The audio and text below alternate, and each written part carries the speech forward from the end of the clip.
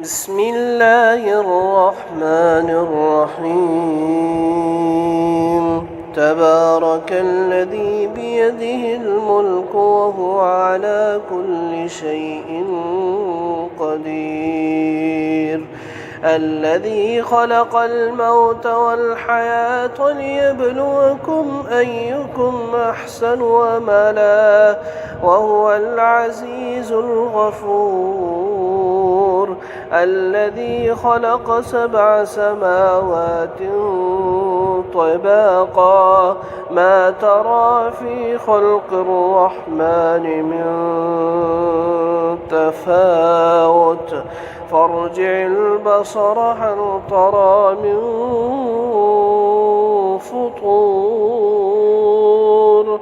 ثم ارجع البصر كرتين ينقلب إليك البصر خاسئا وهو حسير ولقد زينا السماء الدنيا بمصابيح وجعلناها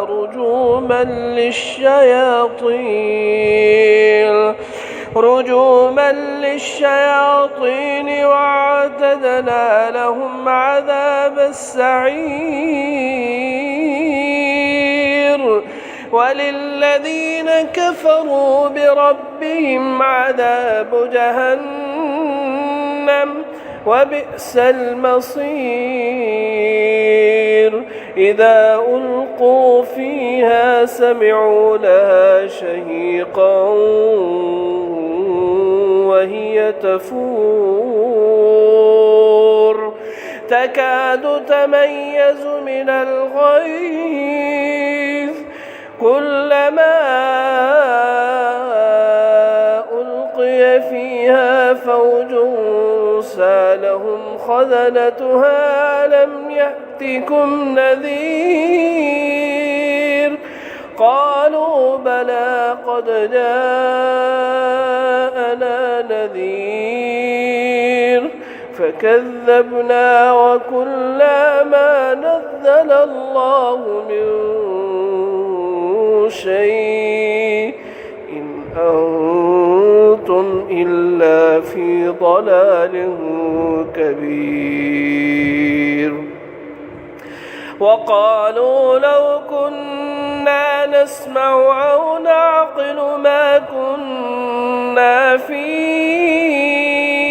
أصحاب السعير فاعترفوا بذنبهم فسحقا لأصحاب السعير إن الذين يخشون ربهم بالغيب لهم مغفرة وأجر كبير وأسروا قولكم أو اجهروا به إنه عليم بذات الصدور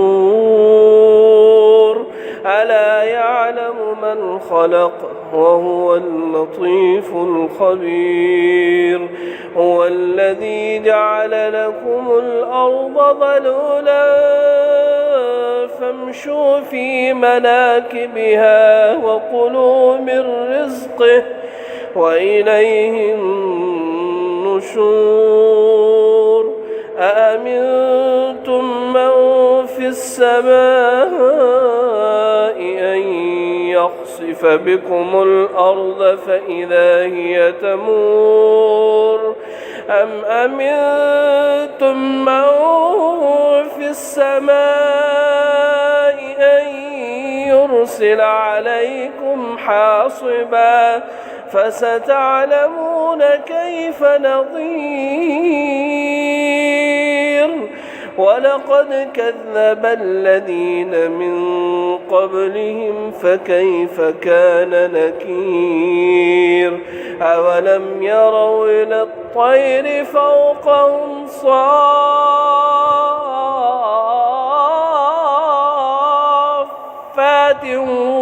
ويقبضن ما يمسكهن إلا الرحمن إنه بكل شيء بصير أمن هذا الذي هو جند لكم ينصركم من دون الرحمن إن الكافرون إلا في غرور أمن هذا الذي يرزقكم إن أمسك رزقه بل لجوا في عتو ونفور أفمن يمشي مكبا على وجهه أهدى من يمشي سويا على صراط مستقيم قل هو الذي أنشأكم وجعل لكم السمع والأبصار والأفئدة قليلا ما تشكرون